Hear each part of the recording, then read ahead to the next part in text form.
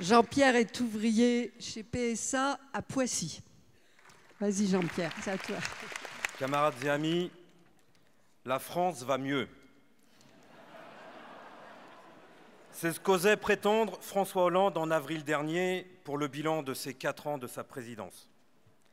Mais de quelle France parle-t-il?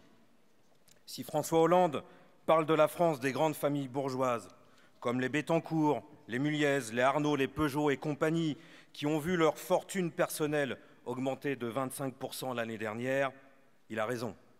Ça va mieux pour elles. S'il parle des actionnaires des entreprises les plus importantes du pays, celles du CAC 40, qui se sont partagées plus de 40 milliards de dividendes en 2015, le record d'Europe, paraît-il, il a aussi raison.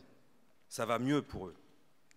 C'est certain que pour les milliardaires, les propriétaires de grandes entreprises, les privilégiés, les années Hollande resteront un bon cru, un très bon souvenir.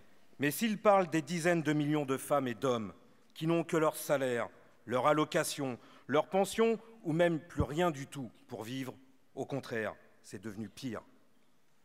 Pour les millions de travailleurs qui se sont fait licencier au nom du dernier mot à la mode, la compétitivité, ceux qui depuis des années croupissent au chômage, pour le million de chômeurs supplémentaires des années Hollande, pour les millions de jeunes travailleurs qui enchaînent les missions d'intérim, les CDD, les contrats d'alternance sous-payés, qui se font régulièrement voler sur leur paye, qui ne peuvent se permettre le moindre retard, la moindre maladie, sous peine d'être grillés.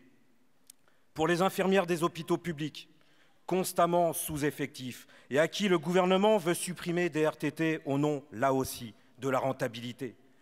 Pour les dizaines de millions de travailleurs qui sont directement à la base du fonctionnement de la société, de la fabrication de toutes les richesses, à qui le patronat impose de travailler toujours plus vite, toujours plus durement, avec des salaires de plus en plus faibles, alors que les prix et les impôts augmentent constamment. Oui, après 4 ans de présidence Hollande, la vie est devenue plus dure, beaucoup plus dure, elle est pire qu'avant. La politique du grand patronat, à laquelle Hollande et le gouvernement socialiste ont tant contribué, a eu des conséquences dramatiques pour les classes populaires. C'est pour ça que Hollande parle de la France. Il sait qu'il faut tenter de gommer les différences de classe sociale, de cacher que les Muliez et les Bettencourt ont des intérêts fondamentalement opposés au reste de la population, d'escamoter la différence entre les riches et les pauvres, entre les actionnaires et les travailleurs.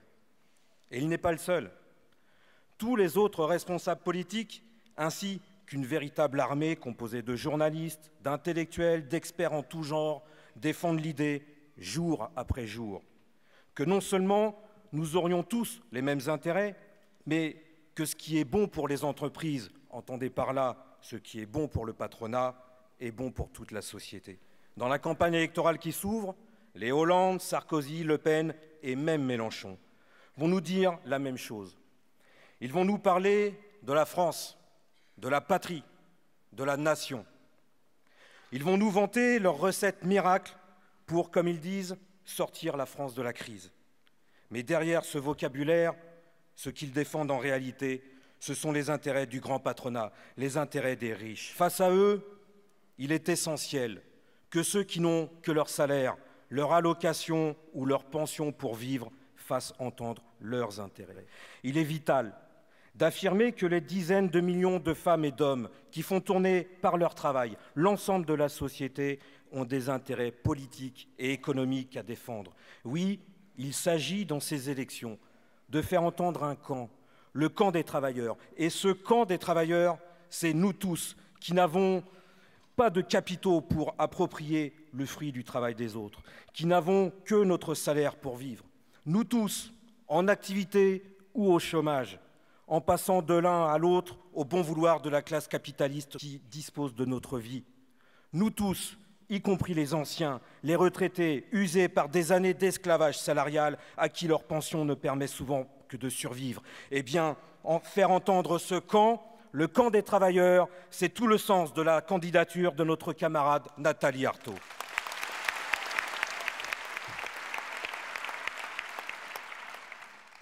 Et à tous ceux qui voudraient nous faire crier avec eux la fierté d'être français, eh bien nous, Nous répondons que nous sommes fiers d'être des travailleurs, fiers d'appartenir à ce camp. Face à tous ceux qui défendent l'identité française, eh bien nous défendons l'identité ouvrière. À tous ceux qui défendent l'idée que nos ancêtres sont les Gaulois, eh bien nous répondons que nos ancêtres, les nôtres, ce sont les esclaves qui se sont soulevés avec Spartacus, les serfs, les ouvriers, ce sont les opprimés du monde entier.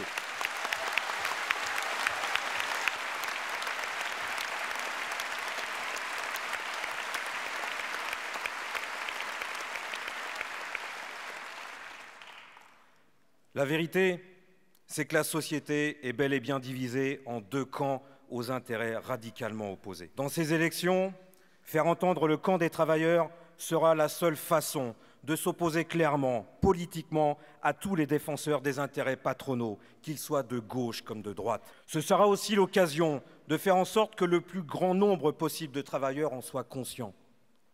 Être conscient d'appartenir à un camp, c'est être conscient d'être des millions à avoir les mêmes intérêts, que l'on soit un travailleur actif ou un travailleur privé d'emploi ou un travailleur retraité. C'est se souder entre nous, au-delà de nos différences.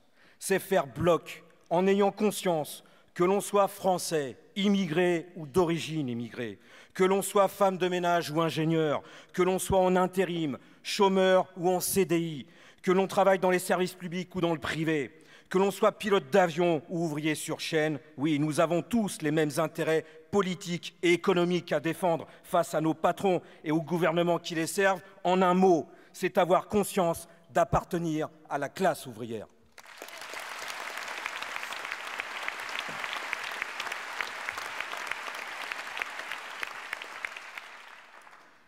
Sans cette conscience, rien ne sera sérieusement possible pour nous, les travailleurs.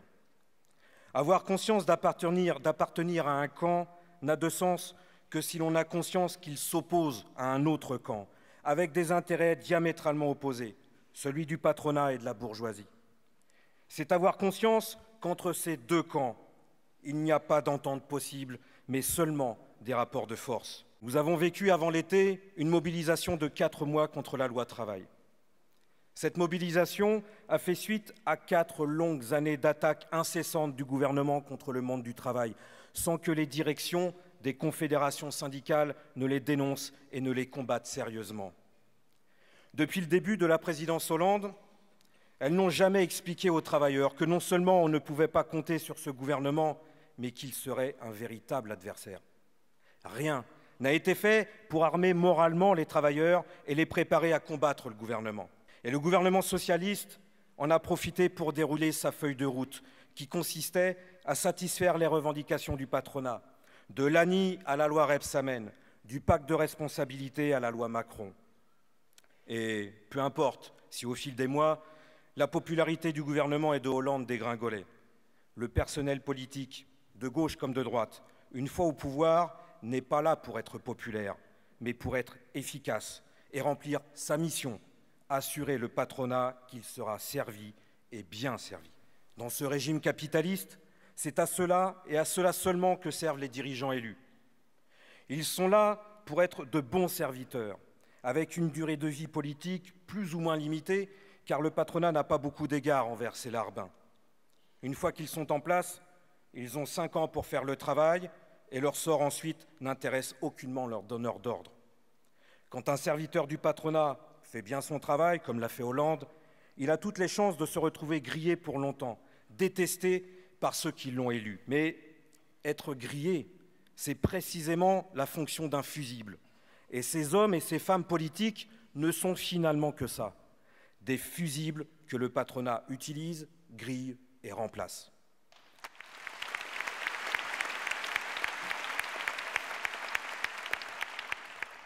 Les capitalistes savent très bien que dans les écuries de la gauche comme de la droite, tous les chevaux courent pour eux. Dès lors, pour ceux qui sont trop déconsidérés, soit ils se mettent au vert, se font oublier, et 5 ans plus tard reviennent avec un programme rempli de nouvelles promesses, ou pour d'autres, ils se trouvent un nouveau job dans le privé ou dans les niches douillettes de l'État comme le Conseil constitutionnel. Mais au-delà, le personnel gouvernemental sert aussi à protéger le patronat en concentrant la contestation sur lui. Et c'est ce qui s'est passé lors de la lutte contre la loi travail. Durant toute la mobilisation, le patronat est resté bien à l'abri du gouvernement qui lui servait de rempart. Alors, si des illusions sont tombées sur Hollande et Valls, c'est bien, mais ça ne suffit pas. Il faut que les travailleurs perdent toute illusion dans la gauche, la droite et évidemment dans l'extrême droite. Ils doivent prendre conscience que le changement ne peut pas arriver à travers les élections, mais qu'il ne viendra que des mobilisations, des luttes, lorsque les travailleurs feront usage de leurs armes de classe, la grève, les manifestations et les occupations d'usines.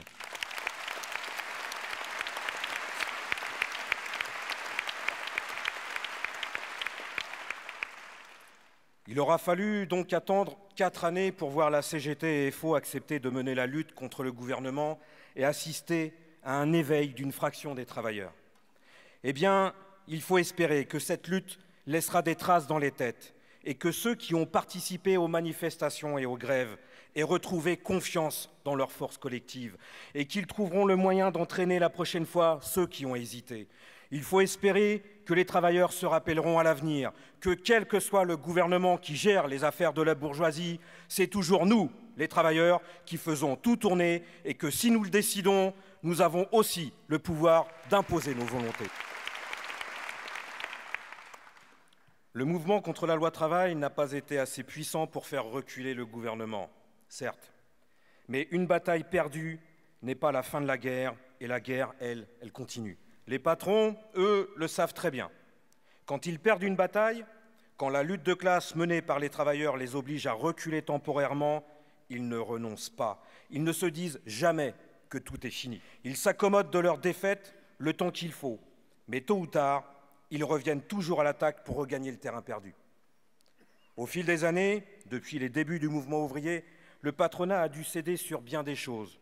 Sur le temps de travail, sur le travail des enfants, l'existence des syndicats, les conventions collectives, les congés payés. Mais regardez ce qui se passe aujourd'hui. Le temps de travail, les congés payés sont attaqués de toutes parts dans toutes les entreprises. Les militants ouvriers se voient mettre chaque jour plus de bâtons dans les roues quand ils ne sont pas traînés devant les tribunaux. Quant aux conventions collectives, l'application de la loi travail signerait en quelque sorte leur arrêt de mort. Pour le patronat, rien n'est jamais perdu définitivement. Tout ce qu'il a lâché, il espère le reprendre quand le climat lui sera plus favorable. Eh bien, sur ça, au moins, nous pouvons nous inspirer de nos ennemis, avoir la même ténacité et surtout, la même conscience de ses intérêts de classe et être convaincus que la lutte sur la loi travail n'a été que la première manche, qu'un échauffement avant une lutte bien plus ample et bien plus profonde qui se donnera les moyens d'envoyer à la poubelle non seulement la loi El Khomri, mais toutes les autres lois pourries que les gouvernements nous imposent depuis des décennies.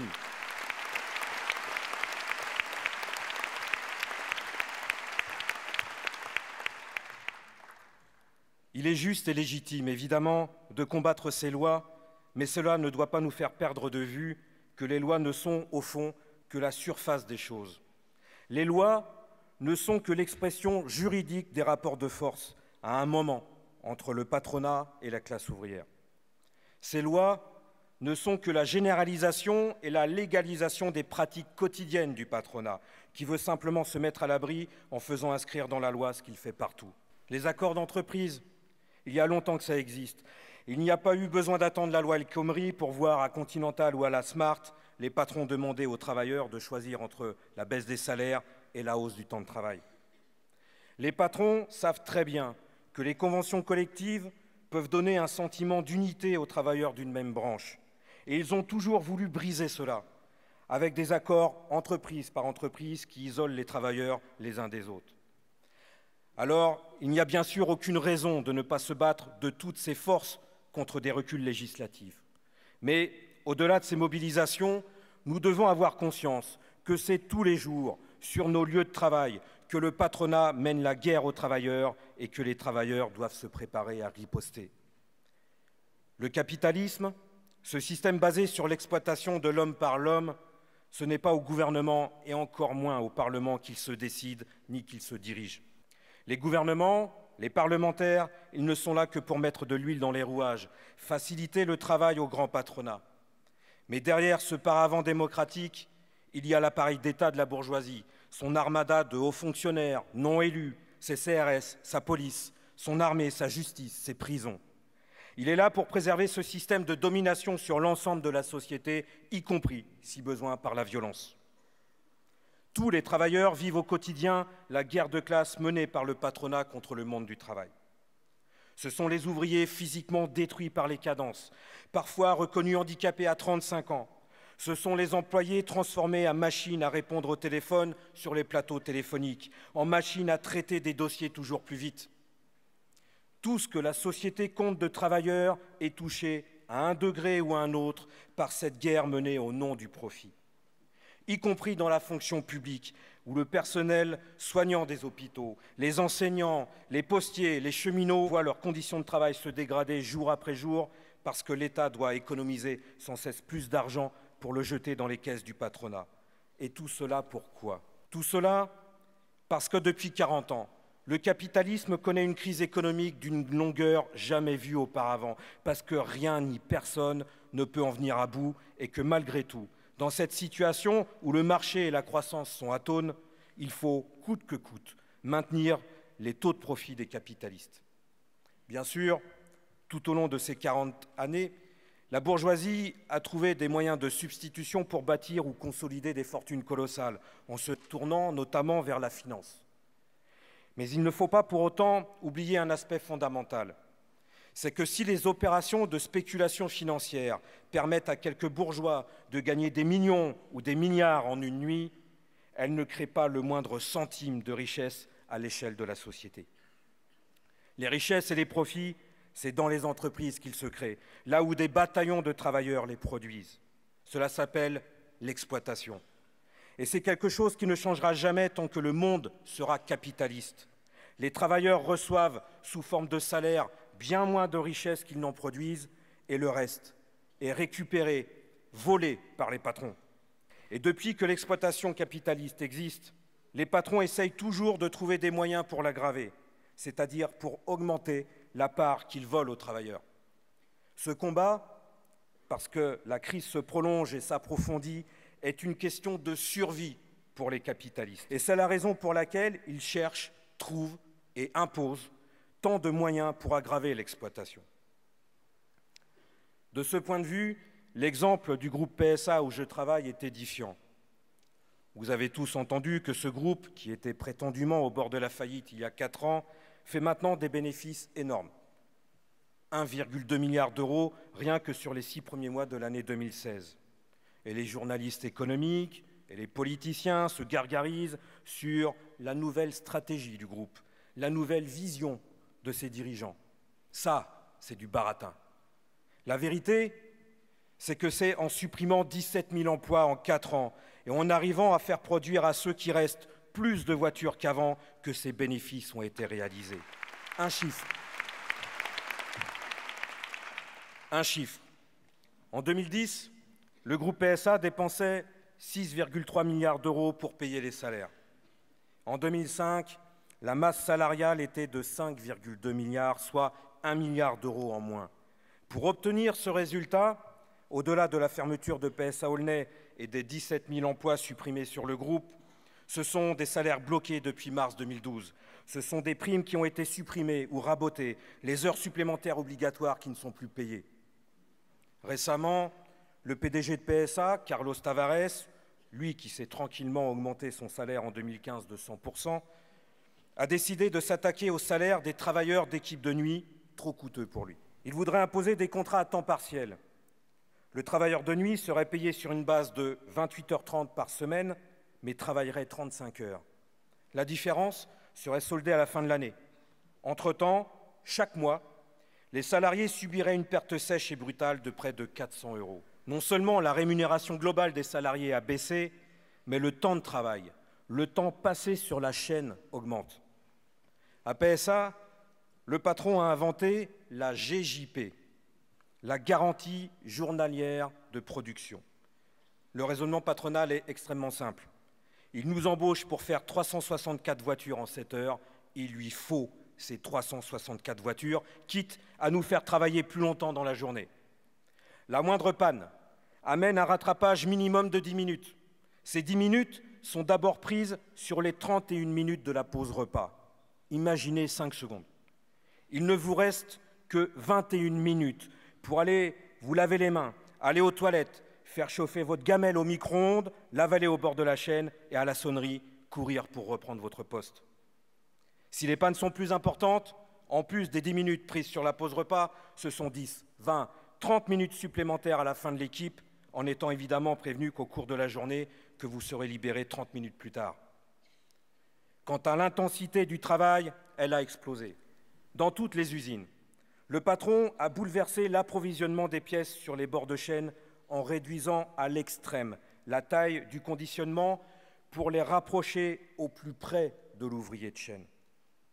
Car les quelques pas que faisait l'ouvrier les mains vides pour aller prendre les pièces dans le bac étaient considérés par le patron comme du temps perdu. Pour l'ouvrier, c'était ce que les médecins du travail appelaient les micro-pauses, où pendant quelques secondes, les muscles, les tendons, les articulations des poignets, des coudes et des épaules se reposaient. Désormais, les pièces sont livrées à quelques centimètres de l'ouvrier, pratiquement dans ses mains.